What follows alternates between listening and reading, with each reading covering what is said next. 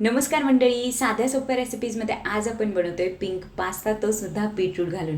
त्यासाठी मी सगळ्यात अगोदर 1 कप पास्ता 2 कप पाण्यामध्ये शिजायला ठेवलेला आहे.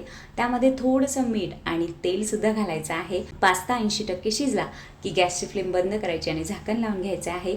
तर चला पुढची तयारी करून घेऊया. त्यासाठी कढईमध्ये 1 चमचावर साजूक तूप गरम केलं आहे आणि त्यामध्ये मी ॲड करणार आहे 1 मीडियम साईजचं बीट, जे की मी धुवून सोलून किसून घेतलेलं आहे. बीटाचा किस छान परतून घ्यायचा आहे. त्यामध्ये थोडीशी लसणाची पेस्टसुद्धा ॲड करायची आहे. तर अशी ही बीटाची भाजी आपण थोड्या वेळासाठी बाजूला ठेवून देऊयात आणि पास्तासाठीचा सॉस बनवून घेऊया. त्यासाठी कढईमध्ये मी 1-1.5 चमचावर साजूक तूप घातलेलं आहे आणि त्यामध्ये ॲड करतोय 1 चमचावर गव्हाचं पीठ. गव्हाचं पीठ 3-4 मिनिटासाठी भाजून घ्यायचं आहे. नंतर आपण त्यामध्ये ॲड करणार आहोत मिरी पावडर, ऑरेगानो आणि तुम्हाला हवं असल्यास तुम्ही चिली फ्लेक्ससुद्धा ॲड करू शकता. 1 छोटी वाटी भरून मी ह्याच्यामध्ये दूध घालते. दूध घातल्यानंतर छान पटपट मिक्स करून घ्यायचं आहे आणि पास्तामधलं शिल्लक राहिलेलं वॉटरसुद्धा आपण ह्याच्यामध्ये 2 छोट्या वाट्या ॲड केलेल्या आहेत. नंतर आपण ह्याच्यामध्ये ॲड करतोय परतून घेतलेलं बीट आणि उकडून घेतलेला पास्तासुद्धा ह्याच्यामध्ये ॲड करायचा आहे. आवडीनुसार चीज घाला आणि करा मिक्स मिक्स मिक्स.